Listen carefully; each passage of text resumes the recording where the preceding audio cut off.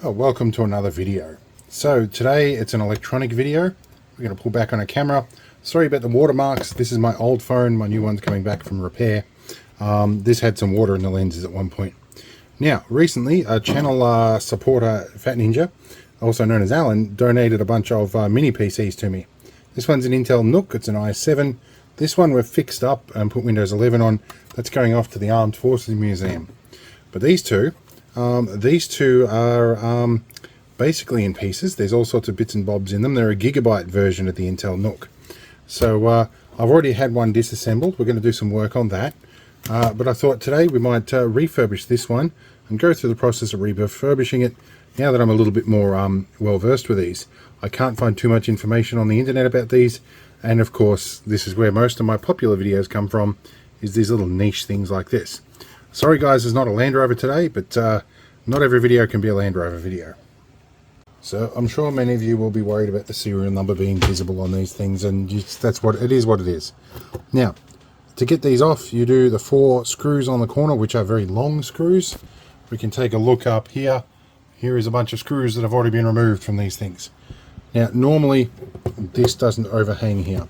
So I've been using this little knob here to pry things up. We can have a look inside. Now, there is only one RAM stick in here.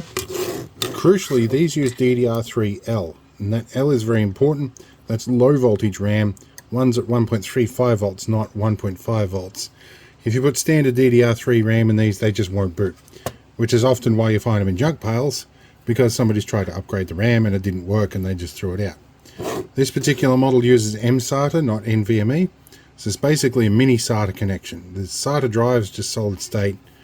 They go about as fast as SATA 3 can go, which is nothing on M.2.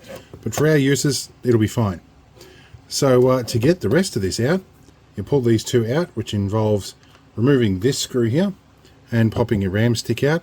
Then there's one screw there, and you push up from here. Keep in mind, taking the rubber bung out of here is what you need to do. Now, the tricky bit. Before you go hammer and tong, because this will, here's the front here, it will lever up like this, and in this slot underneath the NVMe, or the SSD, will be the Wi-Fi card, Wi-Fi Bluetooth card. You need to pull this up and then roll the whole thing sideways, or stop at this point, undo the screw, and like I did, remove this little card here so that you don't pull the antennas off. You can pop these connectors off, however I found they are very easy to break and very easy to misalign. I try to avoid it at all costs. So that is now away, and we can see the light guide for the plastic top, and we can see gaps in the metal top for the antennas here as well. So we can pull all that away, and we can look at the board here. Now, one of these has the connector for the additional SATA, because in the top you can mount another SATA drive. I believe that bracket is not present on this one, nor is the additional plug for the additional SATA, but that's okay, we won't need that for that one. I think Alan might have one in his collection somewhere anyway.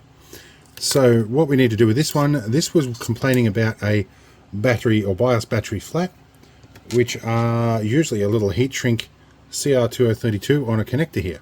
This one's down to about 2.5 volts. What I've been able to acquire is some solder tabbed CR2025s. They're still a 3 volt lithium primary, so they will work just fine. I'm going to undersolder the leads and solder them onto those ones, and put a little bit of heat shrink on them, stick it back down inside the battery circle there. One thing that I've already done on this is change the heatsink paste and clean the heatsink off. Haven't done it to the other one, so we'll be doing that on camera in a little bit. Now the sun is a bit bright today, so what we might do is wind down the electric blind behind the back here, change our lighting just a little bit. Now for the record, I have a house battery supply which is supplied off solar, and that runs this little control panel here that winds my blinds up and down with a little motor you can see through there. Right, we're going to start with some Blue Tack, which is a Bostik product that apparently Americans don't know much about, despite it being an American product. Now there is some heat shrink covering the solder joint here. That shouldn't be a problem. Yeah, we gave up on that. We're going to go snippety snip on these two. Okay. We are going to hopefully expose the ends here. There's a little bit of solder tabs still in those. Clean them off. There's one. There is two. Now we can twist the ends here, which sometimes helps. Sometimes things are a little bit too small to twist, which may be the case for my gigantic fingers here.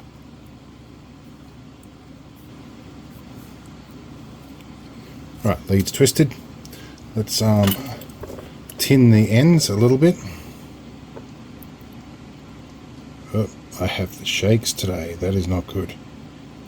That's a sign of being tired and hungry in my case, and also a bit of multiple sclerosis. So 3.31 volts, and the back tab is positive, which is marked on the flat side there. So we will flip that over to reflect so we don't get confused or infuriated. Now we are going to want to fold that back tab over, but for now we're going to work out which one is this. Stick it onto some blue tack and we'll get our positive wire worked out first. There's one solder. Now I really should use heat shrink on these, but I have a different plan that might look a little bit like you'll hear some banjos playing in the background.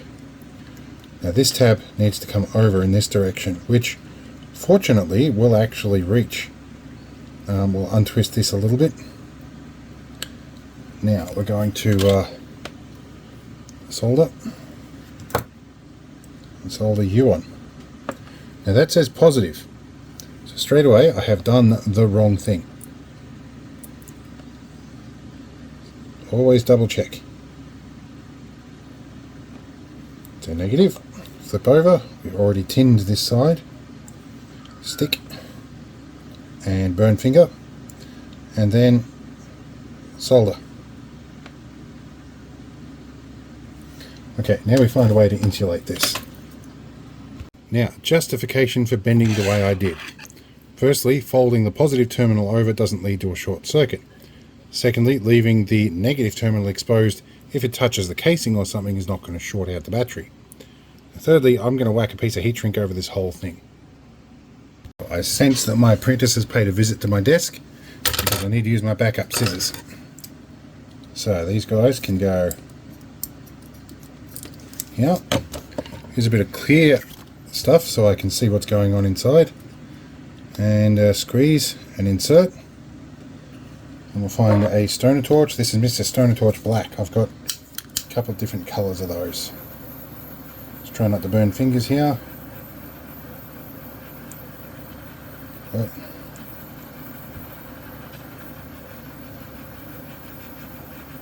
Okay.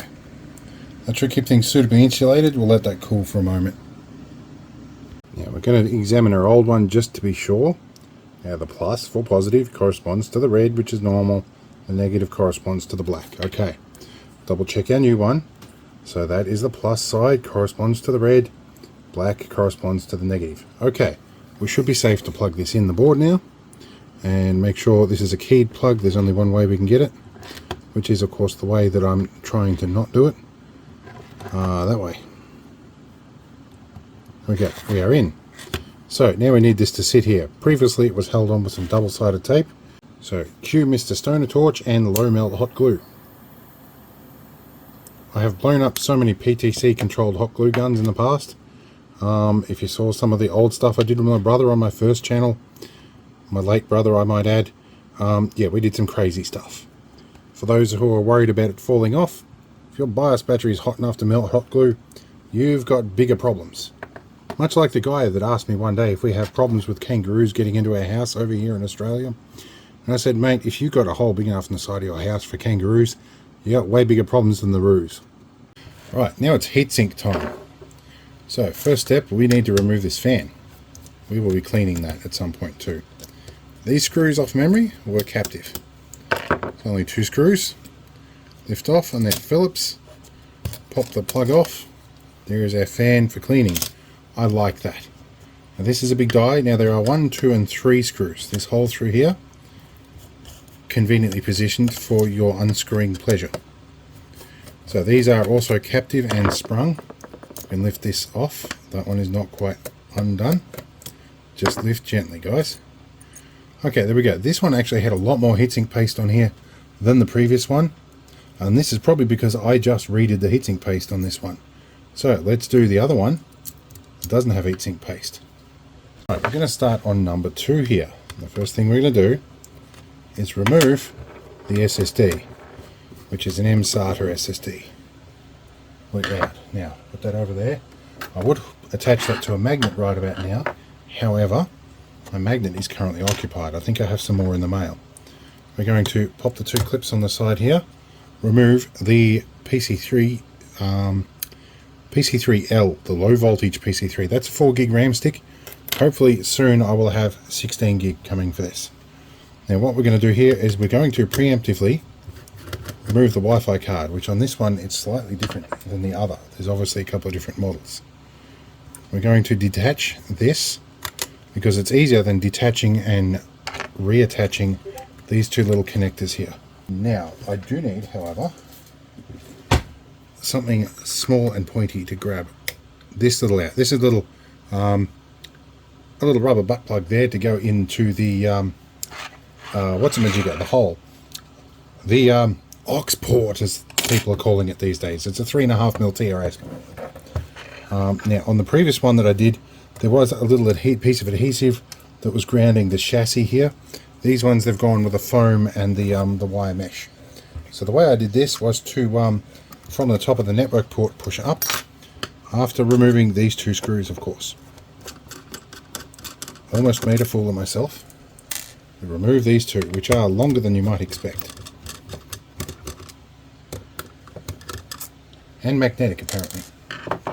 So from here, I'm going to go into the network port and push up gently. Put my thumb here, this on top to hold, lift up a bit more. And as I lift up, I'm going to pull away from the back panel slightly. Now that that card is released, this comes out very easily, instead of pulling those leads out and damaging stuff. Now we are left with the heatsink assembly, which is slightly different to the other one, but we again have access to all the same pieces. There we go. Now again, this has dry thermal paste, and you might notice this mesh type layering here. This is the old thermal pad that is delaminated somewhat. We're going to clean them off, and I will be putting thermal paste on here reasonably thickly in the hope that it makes contact with the other one. What I have learnt from the other heatsink is that it didn't take much to make contact with that original thermal pad. But I'm pretty sure this is the GPU, this is the CPU, to put them in the same die. Let's get some isopropyl alcohol. Okay, isopropyl alcohol time. 2 little sprays here, and we'll wrap a piece of cotton workshop cloth around my finger and just gently wipe away. I won't worry too much about what's on the outside. There's all the bits of that degraded thermal pad. A little bit more of the cotton cloth here. I don't like using tissues and stuff like that. They leave little fragments everywhere. I do have a toothbrush I could do this with, but I think 1 more spray of alcohol is probably all we need. I'll get this clean, just gently, not pushing very hard at all.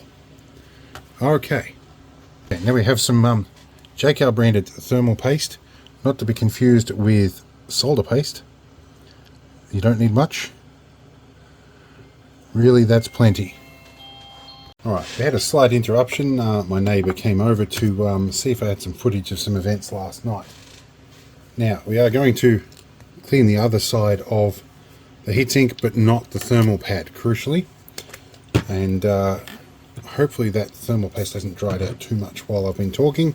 It took about an hour to pull up the footage they wanted. Apparently there were 3 police cars and 2 ambulances in the street about 1 o'clock this morning. That's a right screwdriver. At least it's a right-handed screwdriver, that's what we wanted. Don't be confused by them pesky left-handed screwdrivers, guys. Okay, a few moments later, we have fixed, or at least cleaned our fan. Plug that back in. Plonk over here. Where's our right-handed screwdriver again? There it is. Alright, that's that back in. Now we're going to change our BIOS battery like we did on the other one, and just because we have a spare one. Right, and just like that, the BIOS battery is changed, clean, got fresh heatsink, and we have some more RAM showing up tomorrow afternoon.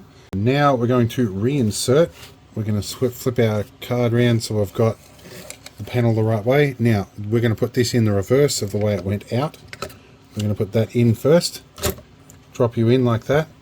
Now there should be just enough gap for these wires to come past, and that connector has come off, so we need to now reverse what we just did, put that connector back on. These are some unwholesomely tiny connectors and they are very easy to get wrong. Let's hold that out of the way this time, drop you back in, and that should fit through the gap in the side.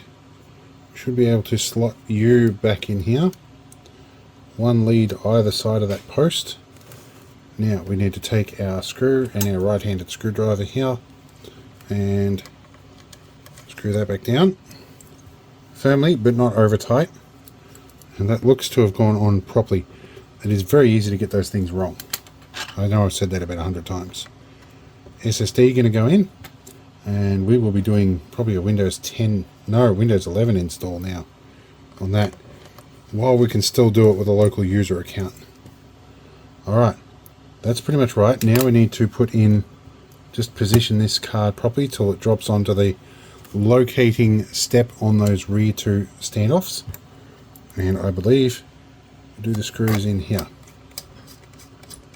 These ones will make sure that we don't pinch that cable underneath the screw there. Okay.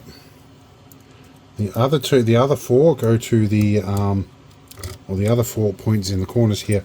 They are what hold the back plate on. I guess it's this way up. That would appear to be the case. So I was wrong. Here's your I/O. That way is up. So there you go. So I'll put screws back in this temporarily, and then we'll reassemble the other one. There is of course room in here for a 3.5-inch drive.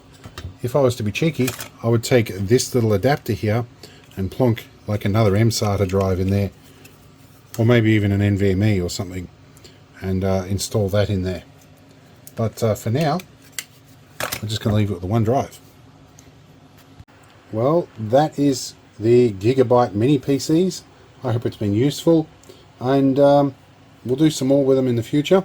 This one still needs some more screws, but we'll work that out in a minute. But I hope this has helped fill a gap in knowledge if you had something to do.